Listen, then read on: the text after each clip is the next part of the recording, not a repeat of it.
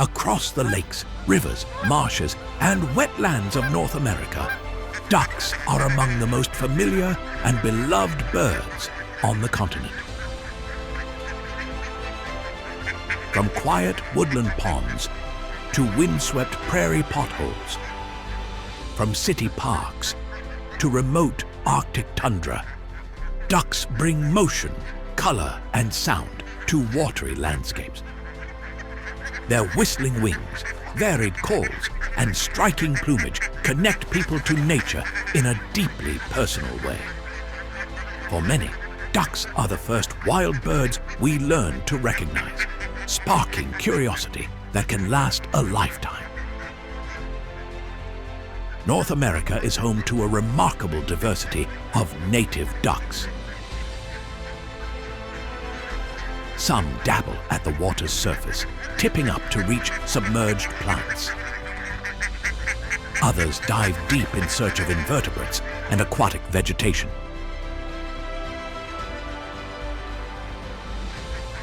Some migrate thousands of miles each year, linking continents and ecosystems. Together, these species tell a story of adaptation, abundance, decline, and recovery. Let's take a closer look.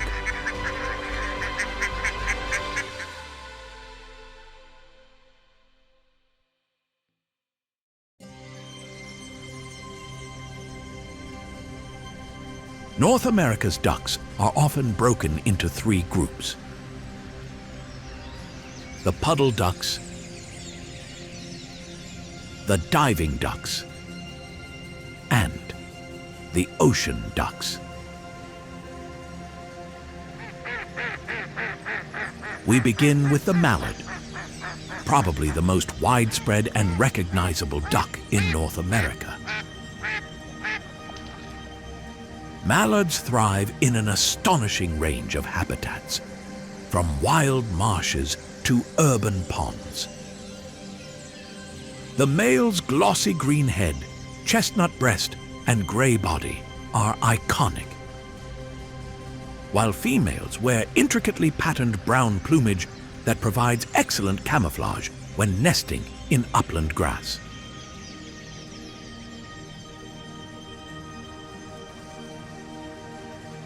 Mallards are dabbling ducks, feeding mostly at the surface by tipping forward and grazing on aquatic plants, seeds, and invertebrates. They are highly adaptable, which explains their success across the continent. Many domestic duck breeds trace their ancestry to the mallard,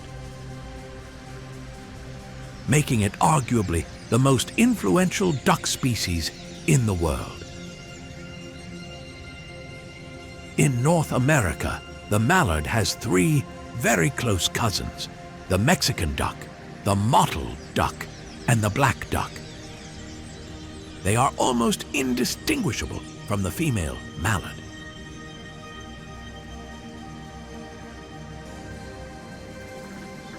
From the mallard and its look-alike cousins, we move to the elegant and streamlined northern pintail. The pintail stands out for its long neck and pointed tail feathers. Considered by many to be North America's most handsome duck.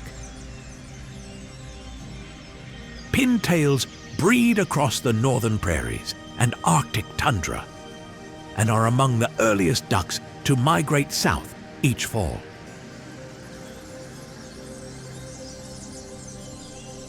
They favor open wetlands and shallow lakes, where they feed on seeds and aquatic plants. Pintail populations have fluctuated dramatically over time, reflecting the health of prairie wetlands that are essential for their breeding success. Subtle in color, but abundant in number, the gadwall is often overlooked. Males wear soft gray and brown plumage with a distinctive white wing patch visible in flight. Gadwalls are primarily vegetarian, feeding heavily on submerged aquatic plants. Once relatively scarce, gadwalls have expanded their range and numbers in recent decades, demonstrating how responsive ducks can be to improved wetland conditions. The American wigeon is known for its high-pitched whistling calls and the male's creamy forehead, earning it the nickname bald pate. Wigeon often graze like geese, feeding on grasses and aquatic plants along shorelines. They are social ducks, frequently seen in mixed flocks, and are adept at stealing food from diving water birds as they surface. An efficient, if slightly mischievous, feeding strategy. Like the mallard, they are common in urban areas. With its oversized, spoon-shaped bill, the northern shoveler is instantly recognizable. This unique bill is lined with comb-like structures that allow shovelers to strain tiny aquatic organisms from the water. Often feeding in groups, shovelers swim in tight circles, stirring up food as they go. Their specialized feeding style allows them to exploit habitats that other ducks cannot.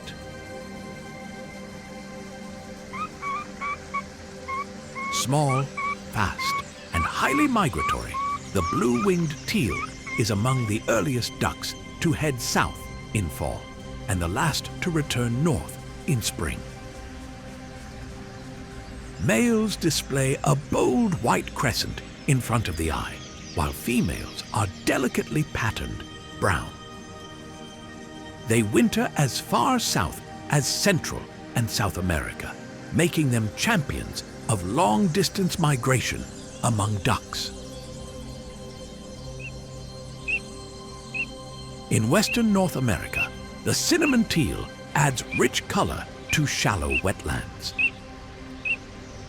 Breeding males glow with deep reddish-brown plumage, one of the most striking colors among ducks. Cinnamon teal favor shallow, vegetated wetlands and are especially associated with arid regions where water is scarce and precious.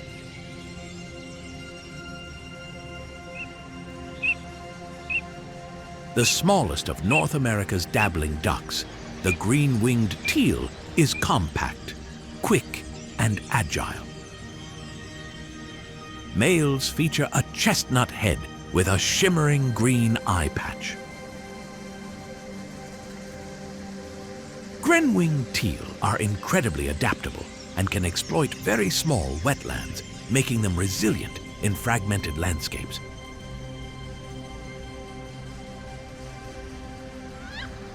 No survey of puddle ducks would be complete without the wood duck. Often considered one of the most beautiful ducks in the world.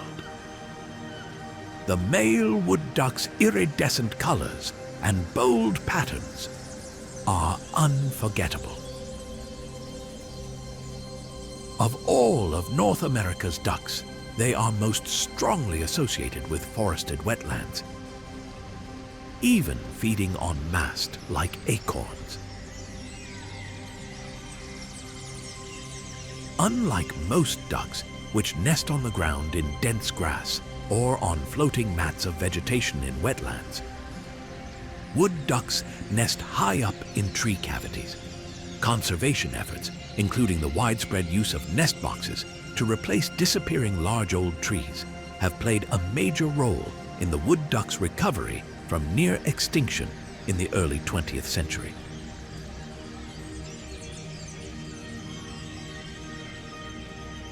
Another tree nester is the black-bellied whistling duck, a long-legged species known for its pink bill and distinctive whistle. Unlike most duck species, there is no sexual dimorphism. In other words, the males and females look alike. a species most strongly associated with the tropics of Central and South America. They are becoming more common in the marshes and wetlands of the southern United States. The story is similar for its cousin, the fulvous whistling duck, although they nest on the ground in marsh grass. The whistling ducks are somewhat different from other puddle ducks in that they are more goose-like in behavior and appearance. As we move from dabblers to divers, duck bodies become heavier and more compact, built for plunging beneath the surface. The canvasback is the largest of North America's diving ducks. With its sloping profile and striking red head, it is a favorite among birders. Canvasbacks specialize in feeding on submerged plants, particularly wild celery.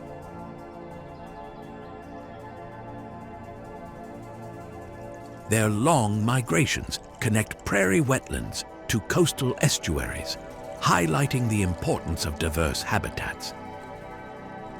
They were once referred to as the king of ducks, as they were prized by 19th century market hunters.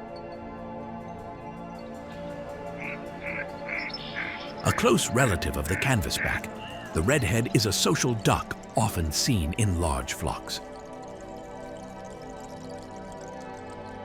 Males have rounded red heads and gray bodies, while females are warm brown. Redheads are known for their unusual nesting behavior, sometimes laying eggs in the nests of other ducks, including the closely related canvasback.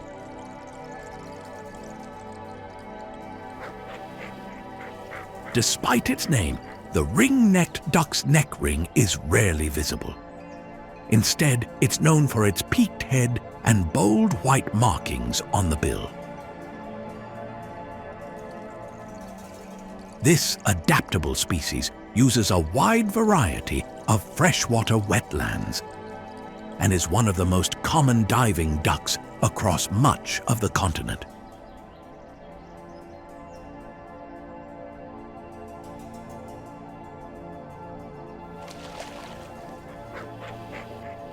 Often grouped together as bluebills, lesser and greater scaup are diving ducks of lakes and coastal waters. Lesser scaup are more common inland, while greater scaup favor large lakes and marine environments. Identification can be tricky, with the best clue being the shape and color of the male's head. Scaup populations have faced declines in recent years linked to climate change in their northern breeding grounds, illustrating how subtle ecosystem shifts can ripple through duck populations. Somewhat confusingly, the duck with the bluest of bills isn't one of the bluebills, but rather it is the ruddy duck. Although the blue color is only prominent on males during the breeding season. At other times of the year, the duck is gray-brown and understated, better characterized by its other name, the stiff-tailed duck. The ruddy duck is a powerful diver, using its stiff tail as a rudder, although the trade-off is that they are not the most graceful of flyers. Small, energetic, and almost toy-like, the bufflehead is instantly recognizable by the male's oversized white head patch. In spring, the male's breeding display includes distinctive head bobs as they compete for the female's attention. Buffleheads nest in tree cavities, often those excavated by flickers and other medium-sized woodpeckers, the only duck small enough to fit in such holes. Like all diving ducks, they can reach food that puddle ducks cannot. Goldeneyes are hardy ducks of northern and high-elevation lakes and rivers. Their name comes from their bright yellow eyes. There are two species, the common goldeneye and Barrow's goldeneye, most easily distinguished by the shape of the white spot on the face of the males. The common is widespread, while Barrow's goldeneye mostly breeds in the montane lakes of western North America. Goldeneyes also know how to bob and weave to attract a female's attention.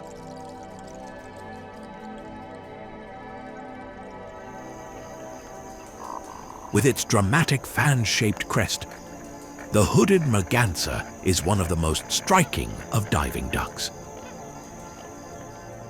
Like some other ducks, the males compete for females with distinctive head bobs, to which they add a grunt.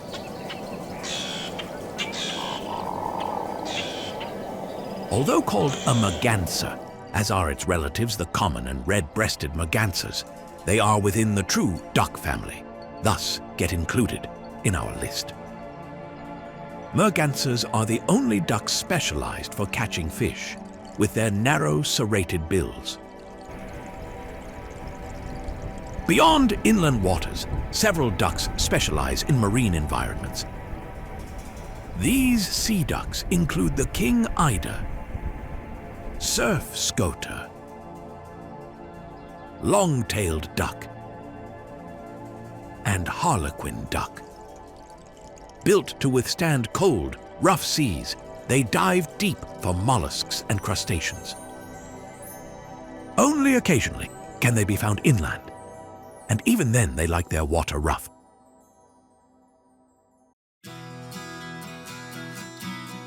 These are North America's native ducks. A century ago, North America's skies darkened with migrating waterfowl.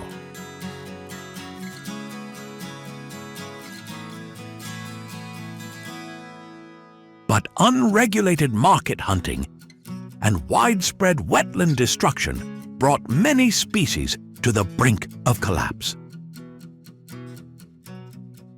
The turning point came with the establishment of game laws, hunting seasons, refuges, and landmark conservation efforts like the Migratory Bird Treaty Act.